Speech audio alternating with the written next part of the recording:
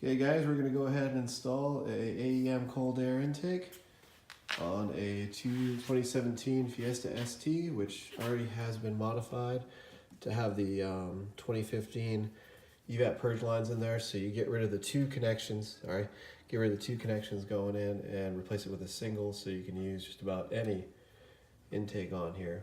I had the whoosh intake pipe with a modified airbox panel filter, but I wanted to give this cold air kit a shot.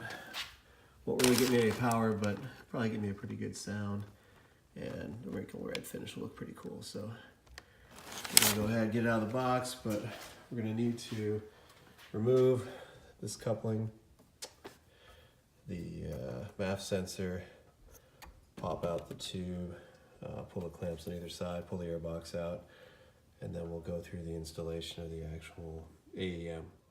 If you guys have an aftermarket connection for this evap line, I highly recommend actually removing the clip. It makes it much easier to wiggle this guy off.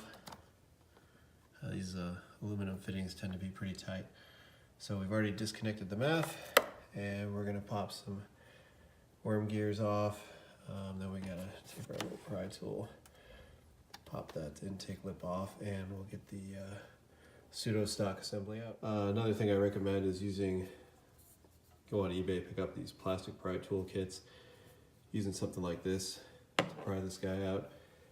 I see a lot of people use screwdrivers, and this plastic tears up pretty easy. Even with these, if you use it as a pry, it can tear the plastic up. So it's kind of hard to do this with a camera, but go ahead and get under this guy, pop it up, and then you can push it back.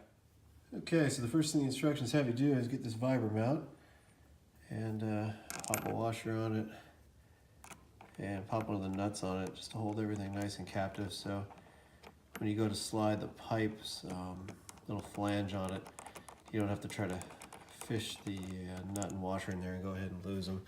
So there's this little bolt sticking out. I'm trying to get it into frame. Maybe I get it under here. Yeah, there's this little bolt sticking out. It looks like it's just below the cam sensor or something like that. Then you got your sound composer tube right here. So it's in here. Try to get some light there. And you're gonna go ahead and thread the Vibram out. Fish it in here a little bit. Let's see if I can get a view from up above. It's kind of tight, but let's see. There you go, there we go. You go ahead and thread it on there. Just finger tight. And there it is. So the intake pipe's just gonna lay on that guy, or not lay that on that guy, but slide in there to hold it down just so it's not bouncing around. Next, we're going to put the adapters in here and try to get the plate on. A couple tricks to that. So what they don't show too well in the AEM online video for putting this together is they show you putting this heat shield in, but they don't, and they show you putting these little adapters in for the rubber grommets, but they don't show you how the washer and nut are gonna fit on the other side. This is where it gets a little tricky because you gotta kind of snake your hands in there. I'll show you that in a second, but I just wanted to kind of show how it's gonna rest, and the bolt obviously through the top, but it's gonna kind of rest in there like that with the rubber grommet in between that cone and the flat washer. So the grommets just pop in, not grommets, but adapters pop into the rubber grommets that the airbox was mounted in, right here. So then we're gonna have to fish our hand under, holding the nut and washer, come in from this side, kind of hold it, and then kind of tuck your arm in under here and hold them from that side when you have the heat shield in. It's very similar for, this is the AEM intake, but the engine has a similar challenge with its heat shield. And it really helps to have a ratcheting open-ended wrench with a little ratcheting closed box end to it. And we'll dig those out and we'll go through that process. Another thing you got to do, and I don't think I've seen it in the installation videos, you got to pop, this is the hood release cable. You got to pop this guy off. I usually rotate this clip to one side because this cable will get in the way if it's still being retained by this clip. So you can see we have the heat shield in place. You can see the holes for the adapters. See the holes in the heat shield. Here's what I was talking about with the interference. The clip would have been kind of having it rest right here. So there's just really no good way. I mean, you can pinch this guy up in here real tight, try to hold it, but on the engine as well, again, this is the AEM, but on the engine as well, this gets in the way. So it's easier just to, and it doesn't really interfere with anything. You could zip tie it over here if you wanted, but it's not really getting in the way or gonna not get caught up in anything if you just leave it, because it's tied down back over here. So we're gonna go ahead and start putting the hardware in from the bottom. So the nut and washer are gonna have to fish in under here. And again, you have to get your arm tight in under here. It's not too bad, but you're gonna have to clear some cables out of the way. Not disconnect anything, but just kind of push them out of the way. Mostly these evap lines, you have to push out of the way because they're kind of rigid. And get your hand in there, hold the nut and washer. So it really helps to have one of these ratcheting box end wrenches, especially with the pivot on here, to get under and hold the nut. And then I usually just use a regular old ratchet on top. This is a 10 millimeter. The nut and bolt for this AEM kit are 10 millimeters, so it's gonna be pretty tricky to try to do this on camera, but essentially we're gonna get the bolt through on the top, run this guy from under. Again, you can get your arm in here. It's a tight squeeze, but you can get your arm in here and hold it from under. And just kind of hold this guy stationary, tighten the bolt from up top, and then got a little bit of space here to kind of hold everything in place, maybe get it threaded. But after that, you pretty much have to run your arm under this side. I may try to get the wrench under here, but I don't think it's gonna happen from my previous experience. We'll see how it goes. So not an easy task. I had to get my arm way, oh, it's hard to even see, up under this guy to get to that bolt. And we got it in there. You want to get them both started before you lose. You don't want to start tightening them up yet, because then you're just pretty much going to cinch up all your ability to tighten these bad boys. So get them both started and then start running them down. And you have to cram your arm under here to get the wrench in. Okay, so definitely a pain to get these guys cinched down. Yeah, you can get it. You got to come in from this corner, get your arm tucked in under there, tighten them down. What I will say is the AEM design with those adapters or inserts for the grommet is much better than the way the engine is designed, where it's just a bolt that tightens down.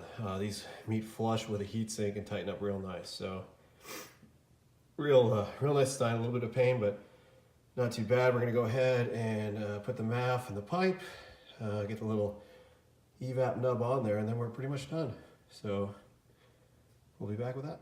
So we got our hose clamps on there. Make sure you orient the bolts so you can actually get to it when you put everything on. I mounted them up here so they're not gonna be rubbing on, coming into contact.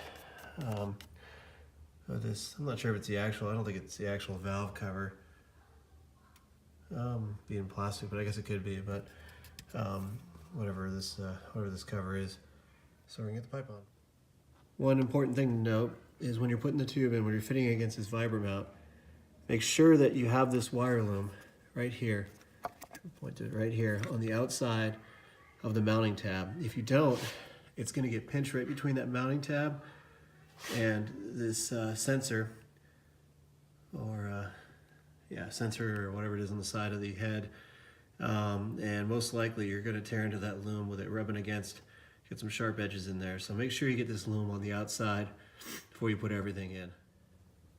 Another challenge I encountered while trying to mount the hose down, or the intake tube down, sorry, not hose, is the sound symposer hose. You try to tighten this nut for the mount. This hose is directly in the way because the tube's over and you just have very little access. I couldn't easily get it in, maybe with a really flexible universal fitting or something like that. Could get in there, but since I deleted it, I'm just gonna cut the zip tie holding my sound symposer tube. So there's the delete plug, and I'm gonna move this hose back, pop it from the clip, and tuck it back in there. Free up some room, probably make the engine bay look a little better. So if you don't have a delete, if you're putting this in, I highly recommend getting a delete because the fake sound gets annoying, and it frees up just a ton of room in here anyway. So there's another challenge. I'm not sure what people are gonna do if they can't remove that tube. I guess you could pop it loose and drop it down and maybe try to clip it back in, but I'm just gonna push it back. Pop this clip. Again, I use these plastic pry tools. Gonna pop it in there, just gotta pry it loose. Clip comes loose, and this tube should come right out. So we're gonna close that back up and find a nice place to tuck him into the back. Possibly remove it if I can get to it. So I ended up running the sound composer line here down under the heat shield. You can see it's it's hanging right there. But it's zip tied right into this bundle, so there's not enough reach in it. If it ever decided for some random reason to fly forward, it still can't get into the fan or anything moving. So there wasn't enough room to really nicely tie it back here. At some point maybe I'll pull the battery out and remove the whole thing, but it's under here. It's more secure and actually a nicer location than it was before. So here, go ahead and attempt to put the hard pipe back in again. Sorry to get this thing to focus, but you can see now there's a little tunnel of access, so we can get in there and tighten that nut down with that composer line. You see that composer line right there. And we can get a wrench in there now, get that nut tightened down much easier. Even with that extra room to get to it, it still helps to have a flexible coupling at the end of your wrench. That is not the easiest place to get to. So we get everything buttoned up, filters on. Hose clamps are tight. Make sure when you do your hose clamps up here, check that you can feel the edge of the pipes. Just so you have a good feeling that everything's tightened up and sealed up well. Get your evap line hooked back up again. These plastic adapters, they fit much nicer. The metal ones are much tighter fit. This guy clipped right in real nice. To get your MAF connector on, you're probably gonna have to cut some electrical tape that's on the connector, kind of kick it out so it has enough room to reach. Once you do that, you leave a bunch of just insulated wire with no loom on it exposed, so I wrapped it up with some RTV tape. It's great stuff. This is high temp. If you can find it, probably online. It's self-vulcanizing. It just sticks to itself, so it's real good. Filter's on. Kind of weird though. The filter sits on the heat shield a little bit. That back may not be able to get in frame, but the outer edge of the filter sits right on back side of this heat shield, so you can actually see it. Yeah, you can see the rubber grommet a little distorted there. Right there. It's sitting right on it, so not much you can do about it. That heat shield's about all the way back towards the battery. See, it's right there. It's butted up against the cable loom there, so it's not going any further back. This thing's sitting directly on the little flex mount, so, and because the way that's routed to keep that cable from fraying against the engine, it's really not going to let you push it much further forward anyway. So yeah, I think that's about it. So it's all buttoned up, not too bad. But check your, gotta get back in focus here. Check your parts, your hardware. Make sure you got it all before you start. I'd pop the negative terminal. I didn't do that when I started, but when I was trying to fish the wrench through to get to that nut on the vibra mount, even though I have a cover on the positive side, I wasn't feeling too hot about tightening something down that was on chassis and swinging a wrench around there. It sucked to make contact and arc. That's it. So that's the AEM cold air intake Fiesta ST, and this is a 2017 install.